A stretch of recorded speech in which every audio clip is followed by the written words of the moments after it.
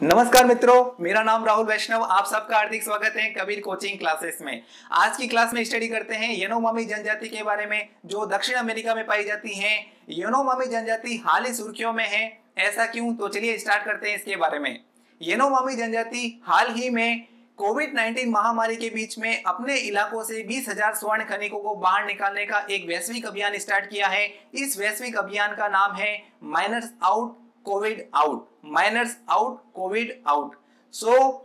ये जो जनजातीय समूह है, यानोमामी जनजातीय समूह, सन 1980 के दशक से ही गोल्ड माइंस की अवैध खनन की वजह से कई हमलों का सामना करना पड़ा है इनको।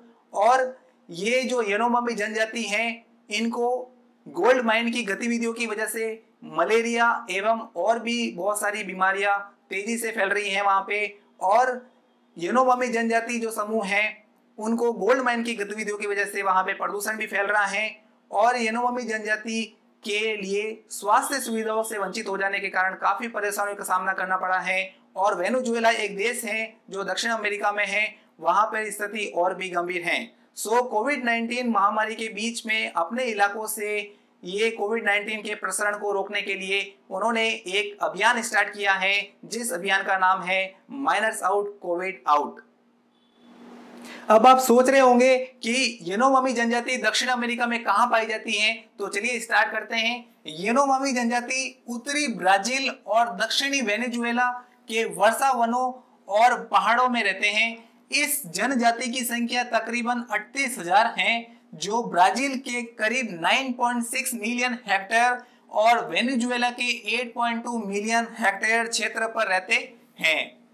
और ये बड़े गोलाकार घरों में रहते हैं, जिन्हें यानोस कहते हैं या फिर साबोनोस कहा जाता है। और साबोनोस में एक साथ करीब 400 लोग रह सकते हैं और ये लोग एक्सिरियाना भाषा बोलते हैं। अब जो यानोमामी जनजाति है, वो जो गोल्ड माइन से जो सोना खनन करते हैं, वो खून की कीमत पर निकालते हैं, इसीलिए वो यानोमामी जनजाति उस सोने को ब्लड गोल्ड बोलते हैं। अब यानोमामी जनजाति के अलावा और भी जनजातियां हैं जो दक्षिण अमेरिका के अमेजन बेसिन की प्रसिद्ध जनजाति हैं, जैसे गुआरानी है, केंगंग है, पेटाक्सो, हाई और यानोमामी शामिल है। और इसके अलावा तिकुना, तुपिनाम्बा और अकुंक्सु भी शामिल है इन जनजाति समूह में। यानोमामी जनजाति के अलावा ये जातियां भी दक्षिण अमेरिका के अमेजन वर्षा वनों में पाई जाती हैं। अब आइए जानते हैं दक्षिण अमेरिका में जो अमेजन नदी है उसके बारे में। अमेजन जो नदी है वो दक्षिण अमेरिका की सबसे लंबी नदी है और इसका बेसिन दुनिया के सबसे बड़े उष्णकटिबंधीय वर्षा वनों से ढका है। और इसका उद्गम पेरू जो देश है, वहां पर जो पर्वतमाला है उसका नाम है एंडीज।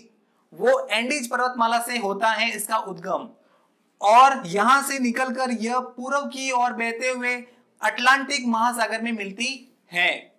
और अपवा क्षेत्र की लिहाज से देखें तो यह दुनिया की सबसे बड़ी नदी है और इसका अपवा क्षेत्र करीब 70 लाख वर्ग किलोमीटर से ज्यादा है और इसकी लंबाई 6,400 किलोमीटर है।